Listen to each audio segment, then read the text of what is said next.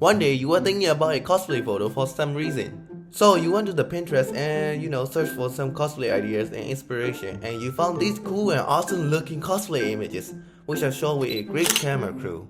You thought you could do it yourself too, with just your phone and camera, so you went out and took a picture, and well, things didn't go out as planned. So you cry and cry and cry. Well, not that bad, but today I'm gonna show you how to make your boring cosplay images very stylish and epic with just Photoshop or Affinity Photo, cause that's what I use, and cause it's just a lot cheaper and better.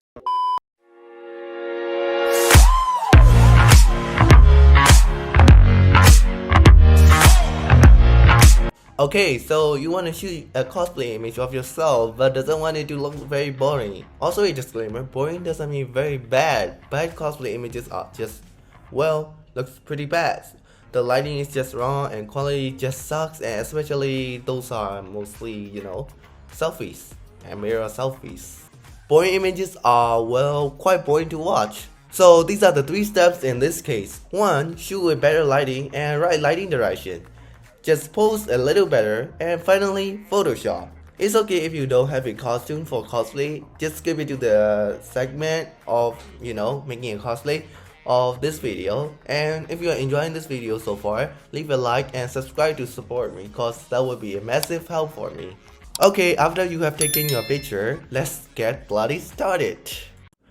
So I draw my image and rasterize it because it's just better, or you can have real transparent background.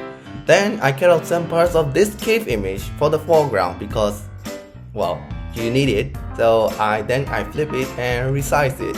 And then since it's gonna be like a water, I'm gonna again cut out this landscape or this image. Now we got our background. Yay! To give it more depth, I again drop this mountain image and again cut it out. But this time it's gonna be with just selection tool because I'm really lazy at this. And now the sky is really empty, so I have to fill with some cloud images. So I drop these 2 cloud images because it's gonna be nice scene. So I then color mesh those and blend those. For the moon, I used the sunset image. Yeah, I'm gonna use the sunset image for the moon. It's really crazy, and that's called Photoshop. Okay, and then I'm gonna then blend it as well with soft round brush.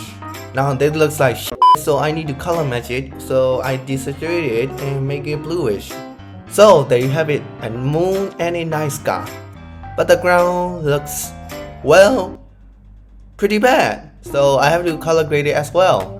To make those mountains look far apart, I desaturate it, turn the exposure way down and add a new fill layer.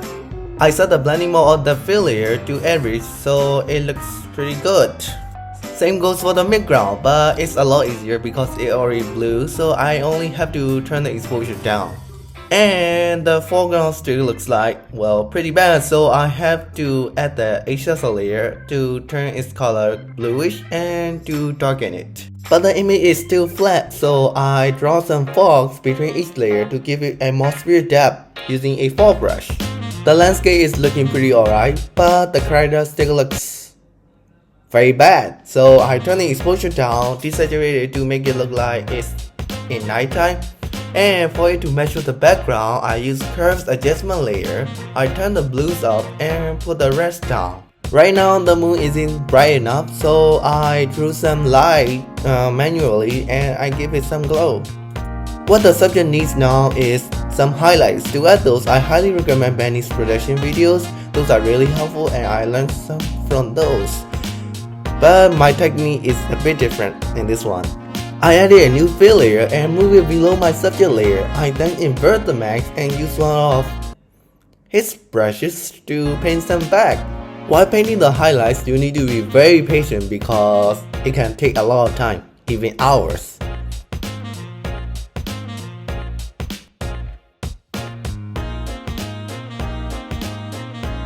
You can stop here because it's looking quite good, but for me, the image looks like pretty dark and, well, looks like freaking Halloween.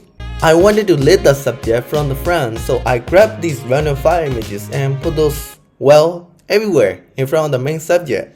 The fire now looks like because it just looked like it just glued there, so I added a new fill layer and set blending mode to add, invert it, and well, paint some back. Now it looks like a fire glow instead of like, you know, shit.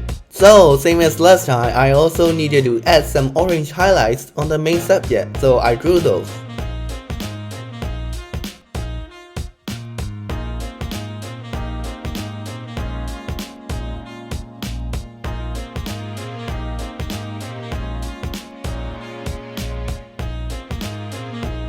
Everything is okay right now, but the foreground isn't as lit as everything.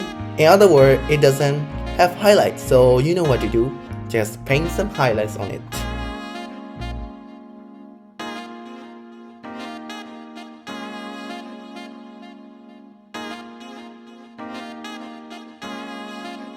And you can say Attack on Titan without any Titan, so I just cut out this Titan and will put it behind, way behind the main subject. I turn the exposure down, color matching with curves, then add fill layer to make it look like, well, far away, like the mountain images. So I then added some highlights. I just blur it out to give it a nice depth of field and well, lower the opacity. I color graded it in Lightroom and there you go.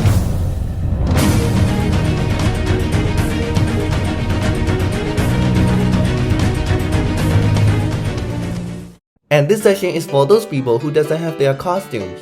And I don't blame you guys because I don't have one too, because they are really expensive. So just cut out your image with whatever tool you want. For me, I just cut it out with the pen tool because it's precise, but the bad side is it takes a long time. You don't need to be precise on the foot because I'm gonna replace it with boots. Now boots. Okay, now once you are finished, and tap the selection button and hit the mask button. I darken the background cause the white background just hurts my eyes, and I just use this costume and just cut out their belts or ropes. I don't know.